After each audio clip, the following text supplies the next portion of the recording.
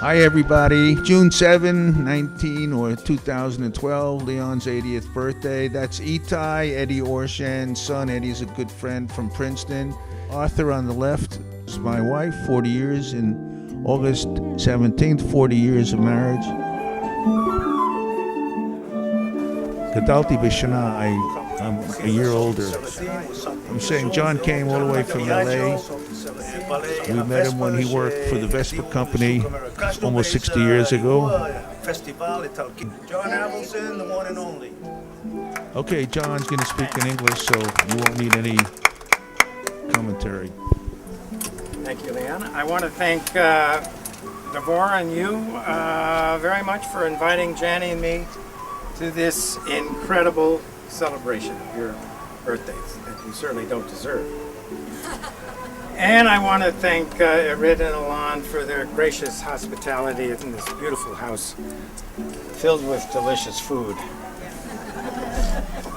I also want to thank the moon for being full last Monday. It reminded me of when the moon was full 56 years ago. That particular full moon, I remember, occurred on a Friday night, October 19, 1956. Now, how do I know? Google. The scene was the San Gennaro Festival in Little Italy section of Greenwich Village in New York City. The full moon had just come up over the horizon. It looked like a scene out of a Woody Allen movie, and this was before Woody Allen was making movies. And there he was. Tall, handsome, broad shoulders, slim, and wearing a dark suit, and sitting on a Vespa. A dark suit and a Vespa. This was my kind of guy. I was 20 years old and president of the Vespa Club of America. I was also Vespa's director of publicity and public relations. Leon was the perfect image that we were promoting. Young, sophisticated, employed. Here was the New Yorker on his Vespa. Plus he was a successful lawyer. But even more importantly, he was there that night looking for girls too. Kindred spirits under the full moon. It was love at first sight. Our adventures started immediately. First time I can remember had us driving from New York City to Florida. Now, neither of us owned a car, but there was a car transport agency that would give you a car free, and you paid for the gas and you could take the car down to Florida. So that sounded perfect for us. So we're in the car on a bright sunny day driving down to Florida, thinking we should make sure that all the drivers of the big trucks don't fall asleep. Leon decided to remove all his clothes. All of his clothes. Including all of his clothes. We had nothing on but the radio, is what he's trying to say. Now Leon, with nothing on but the radio, drapes himself naked and aroused on top of the dashboard, pressing himself up against the front steaming window. Over the next 6 years, we became best friends, and our adventures became legend. We had many motor scooter weekends, camping trips with the lucky ladies of the month. But we took a train to Newport, to the Newport Folk Festival. There we saw an unknown folk singer. And what was his name? Bob Dylan. We thought he was pretty good. When we were in Florida, we rode our scooters from Miami all the way down to Key West. But we didn't stop. We jumped on a plane, and in 30 minutes, we were in Havana, Cuba. 1959 in Havana. Oh, everything was in turmoil. there was a revolution. The rebel army and the Castro boys, Raul and Fidel, Che Guevara, they were all just on the outskirts of Havana.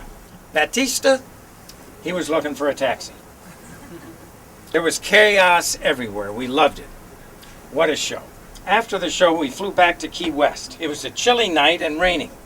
We decided to rent a car and put the Vespas in the trunk for the trip back to Miami. About 20 minutes out of Key West, we heard, we saw the flashing lights. Not a good sign. The police had their guns drawn, and we were standing outside with our hands on the wet roof of the car. Leon complained that his hands were cold, and he was a lawyer. The cop said, "Move your hands and I'll shoot them off." The cop cocked his gun. Just then, the police car radio crackled to life. The bank robbers, with a similar license plate number, had just been caught. I remember Leon was wearing that same dark suit that he was wearing on the night that we met. The next morning, he had the suit dry cleaned, which was good, because he had it on a couple of days ago at the airport when he met us. Same suit. Years later, the police came looking for me. I wasn't home, but Leon was. The time was 1981, New York City. It was 4 in the afternoon. The police were at the door of my office on the 33rd floor, overlooking the reservoir in Central Park. Leon was there with my 12-year-old son, Jonathan. The police, who were looking for me, were holding a squashed grapefruit. The cop insisted that he had witnesses that saw the grapefruit go out of my apartment's window and just missed somebody down 33 floors down there. Leon said, no way. I'm a lawyer. This is my client's kid.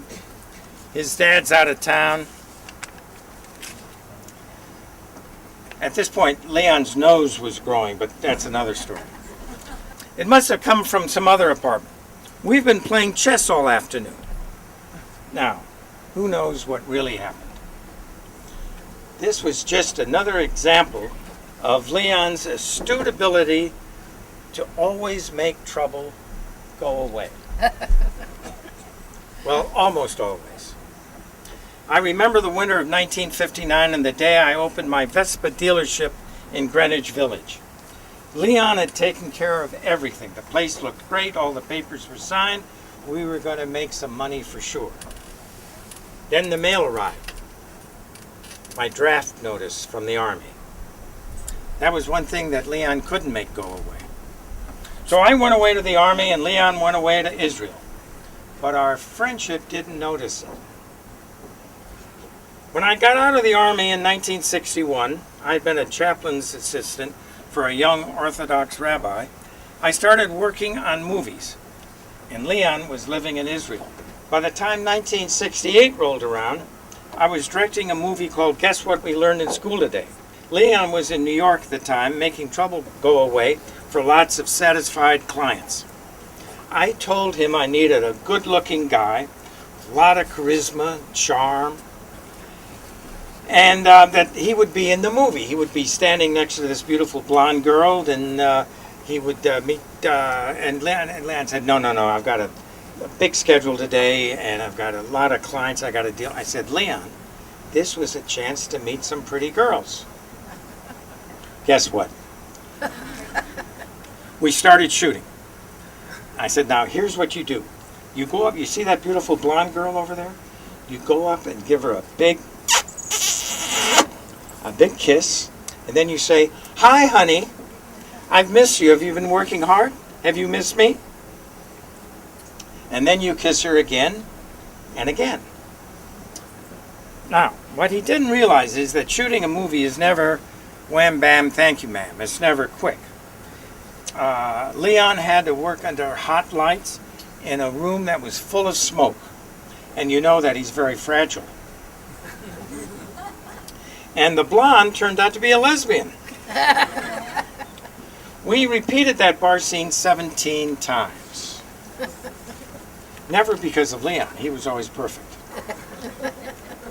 After take number 5, Leon said, "Listen, my lips are sore. I hate kissing. I hate this girl. She smells.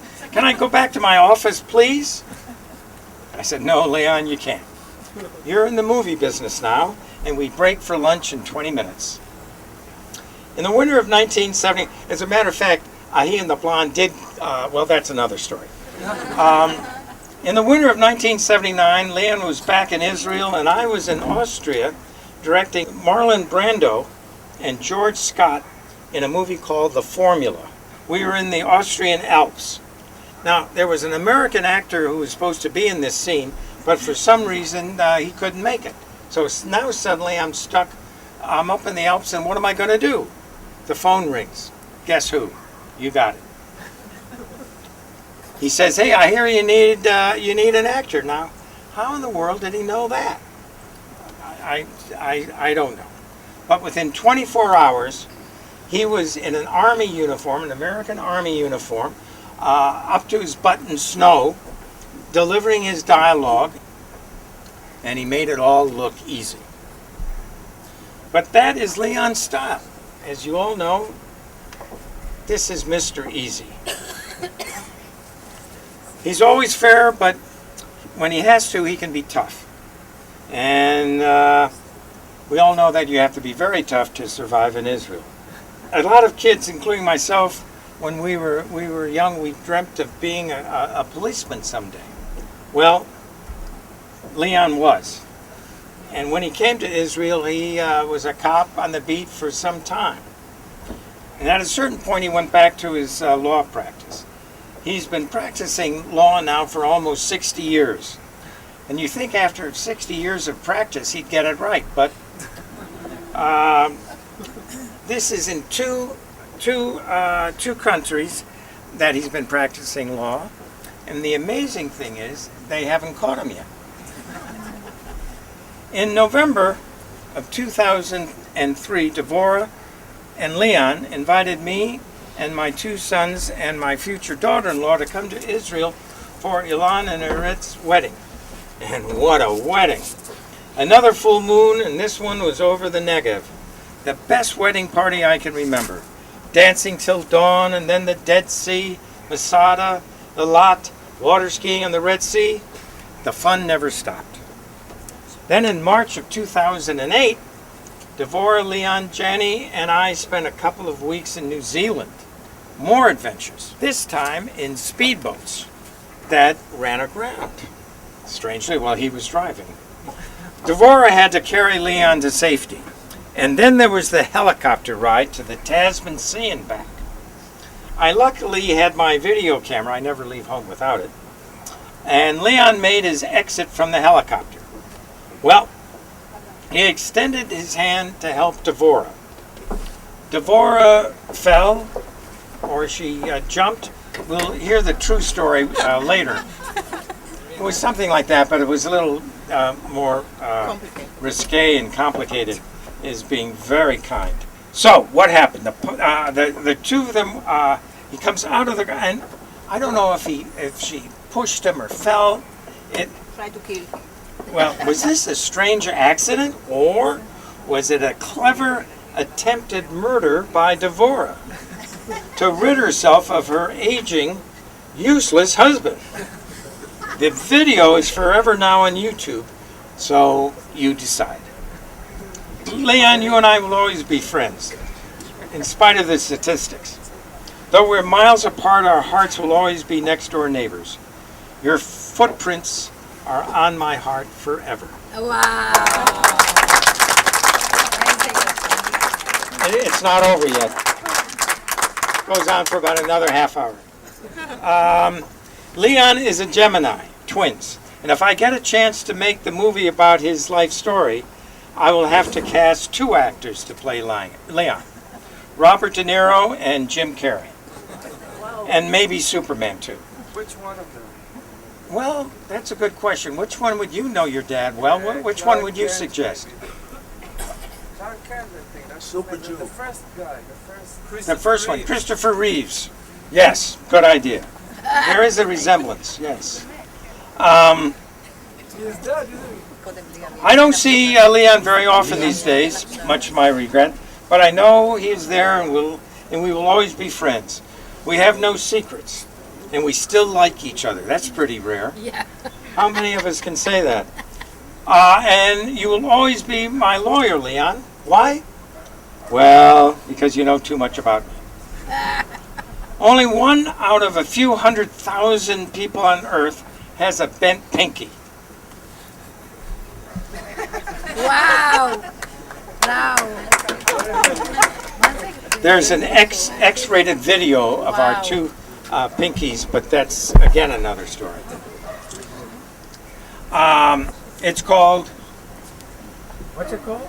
I can't pronounce it. Campodactyly. Well, that makes both of us. Neither of us can pronounce it. What's the man? Bent pinky. Zealot. The childish Fupa. people. They're Yes, childlike it's people. a result of too much sex. Well, not enough. So it's bent. I have it, and so does Leon. Further proof that we are true soul brothers. So here we are, old friend, 56 years later. Who would have thought? And we're still playing under the full moon. The stars are bright, and we survived. I'm very happy Jenny and I are able to take part in your glorious 80th birthday. Incredible. Leon, the world is yours. Jenny, my kids, and I wish you and Devorah and your wonderful, beautiful family good health and every blessing. Shalom. Wow, wow. You're the best, man. Happy birthday to you. Happy birthday, dear Leon. Happy birthday to you. Happy birthday to you. Happy birthday to you. Happy birthday, dear Leon. Happy birthday to you. לא, תעזרו לו. מזל. Bravo! עכשיו אנחנו צריכים לאכול את אבל מי מוסיף את דבורה ביחד? Bonga! אז אותי. אתה לא מרים אותי? אני כן. רק איתי דגל. אם אני דגל. אבל לא הספקתי לצלם. אפשר עוד הפעם? אנחנו חוצים את הרחוב בדרך לחוג כדורגל. הוא אומר, אתה עורך דין, לא לחצות רק באור אדום. הוא אומר לי, אתה איש חוק, למה אתה חוצה